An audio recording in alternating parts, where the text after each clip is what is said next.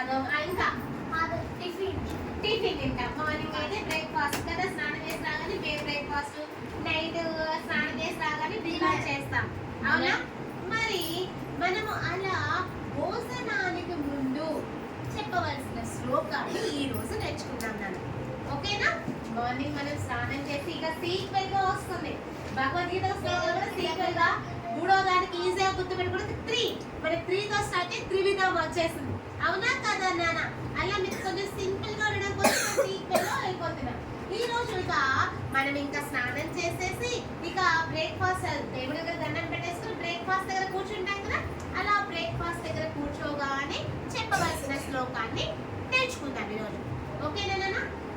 మనకి ఏ ఫుడ్ అయినా కానీ ఆ ఫుడ్ ఎక్కడి నుంచి లభిస్తుంది? ఫుడ్ ఎక్కడి నుంచి లభిస్తుంది?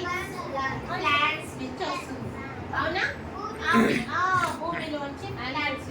మరి ఓన్లీ ఇలా వేసేస్తే ప్లాంట్స్ మన ఆ ఒడ్లున్న అలా వేసేస్తే వచ్చేస్తుందా భోజనము? దాన్ని ఏం చేయాలి? ప్రతిరోజు నీళ్లు పోయాలి, పెంచాలి, పిచ్చి మొక్కలు పెరిగితే తీసేసేయాలి, దాన్ని పెంచాలి. అవునా కదా? మరి అన్ని చూసుకోవాలి.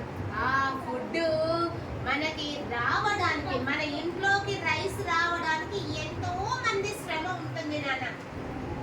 అలాగే అంత పంట పండితే ఆ టైం బాగాలేకపోతే, కాలం కలిసి రాకపోతే, పూర్తిగా వర్షాలు పడ్డాయి అనుకో, ఆ పంట కాస్త నేల పాలు అవుతుంది, నీళ్ళ పాలు అవుతుంది.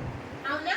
అంటే అలా అంతా ఇలా జరగకుండా ఉండాలి అంటే భగవంతుడి కృప కూడా ఉంటుంది కదా. అసలు ఇచ్చేదే భగవంతుడు కదా, ఆ అన్నం ఇచ్చేదే భగవంతుడు.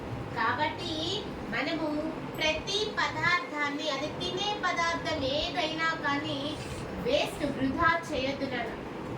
ఒక్క మెతుకు మనం వేస్ట్ చేస్తే ఆ ఒక్క మెతుకు ఎంతో మంది శ్రమని మనం వృధా చేసిన వాళ్ళం అవుతాం. కాబట్టి ఫుడ్ మనకి కావలసినంత ఫుడ్ పెట్టేసుకోండి, ఆ కావలసినంత తినండి, వృధా చేయకండి, వేస్ట్ చేయకండి.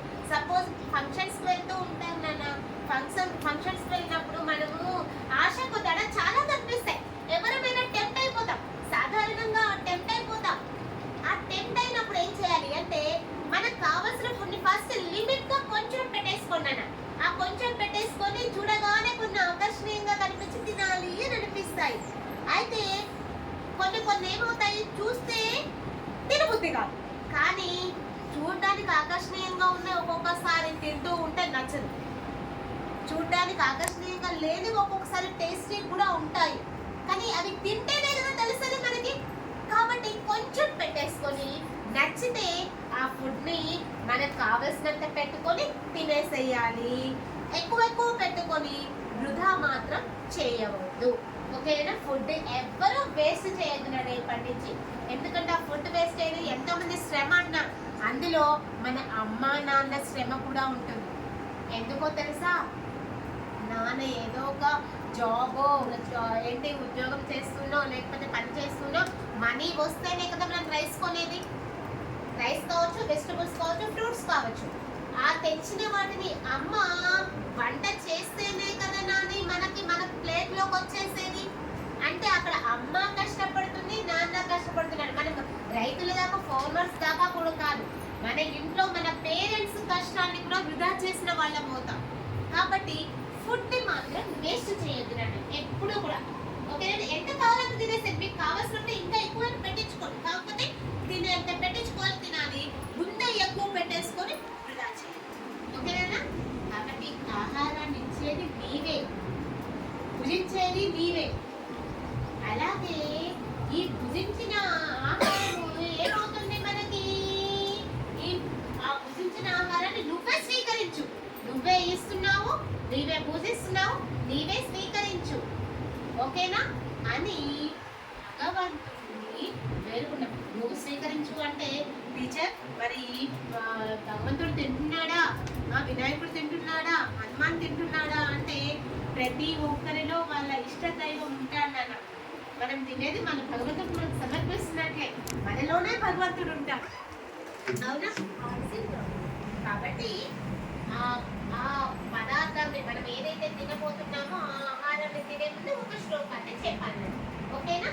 అందరూ చేతులు జోడించండి.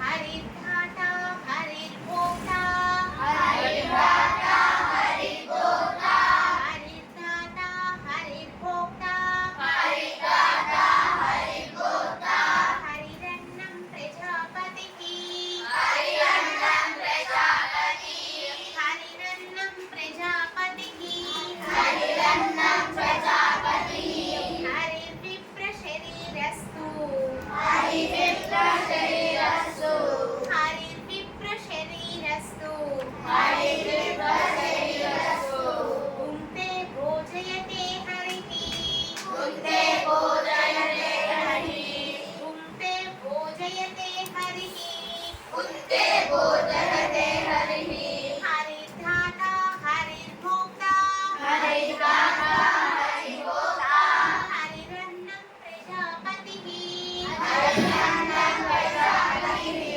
హరిర్విప్ర శరీరస్తు హరిర్విప్ర శరీరస్తు భుంక్తే భోజయతే హరిః భుంక్తే భోజయతే హరిః హరిర్ధాత హరిర్భోక్తా హరిర్ధాత హరిర్భోక్తా హరిరన్నం ప్రజాపతికి హరిరన్నం ప్రజాపతికి హరిర్విప్ర శరీరస్తు హరిర్విప్ర శరీరస్తు భుంక్తే భోజయతే హరిః భుంక్తే భోజయతే హరిః.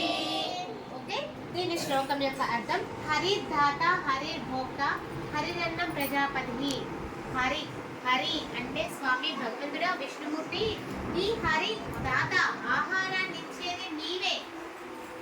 హరిర్భోక్త ఆహారాన్ని భుజించేది నీవే. హరిర్విప్ర హరిరన్నం ప్రజాపతికి ఆహారాన్ని మాకి పదార్థాన్ని ఇస్తున్నావు, నీవు భుజిస్తున్నావు. అలాంటి ఈ ఆహారాన్ని నువ్వు స్వీకరించు, నా శరీరం ముందునని స్వీకరించు. నీ పాద పద్మములకు నేను తినే ఆహారాన్ని సమర్పిస్తున్నాను అని ఈ శ్లోకం యొక్క నేను భుజించేదంతా నేను తినేదంతా నీ పాద పద్మములకు సమర్పణము, నీకు సమర్పిస్తున్నాను అని ఈ శ్లోకం యొక్క అర్థం. ఓకేనా? నేను శ్లోకాన్ని బోర్డు మీద రాస్తాను. మీరు